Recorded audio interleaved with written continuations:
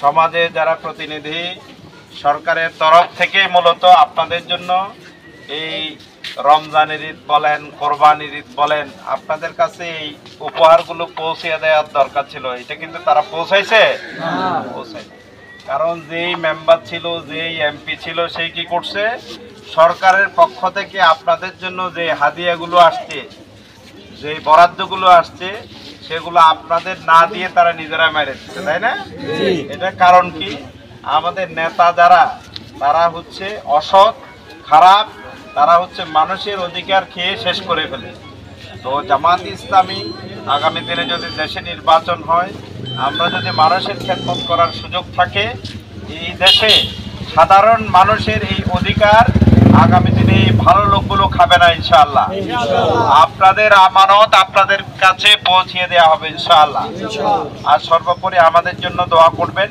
আর আপনাদের আমরা জানাচ্ছি যে আগামী দিনে যদি এখানে ওয়ার্ড কাউন্সিলর ইলেকশন হয়, আমরা জামাত ইসলামের পক্ষ থেকে আমাদের আলহাজ কফিল আহমদ ভাই, ওনাকে সবাই চেনেন, এই কফিল ভাইকে আমরা এখানকার ওয়ার্ড কমিশনার প্রার্থী হিসাবে আমরা মনোনীত করেছি। আপনাদের সমর্থন, আপনাদের ভালোবাসা, আপনাদের ভোট দিয়ে ভাইকে নির্বাচিত করবেন ইনশাআল্লাহ। আর আপনাদের এলাকার অনেক সুবিধা অসুবিধা আছে, ওনার সাথে কথা বলবেন। এরপরে এখানে আমাদের আব্দুল গফুর ভাই, উনিও এখানে 6 নম্বর ওয়ার্ডের ওয়ার্ড কাউন্সিলর হিসেবে আগামী দিনে নির্বাচন করবেন ইনশাআল্লাহ। হ্যাঁ, এখানে আরো নেতৃবৃন্দ আছেন, আপনাদের যে কোনো সুবিধায় অসুবিধায় তাদের সাথে কথা বলবেন ইনশাআল্লাহ।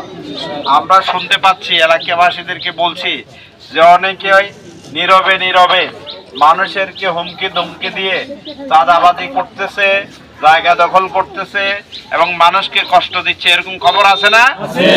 আমরা আমাদের প্রশাসনকে নিয়ে আমরা এই অবৈধ কাজ আর কাউকে বাংলাদেশে করতে দেব না ইনশাআল্লাহ।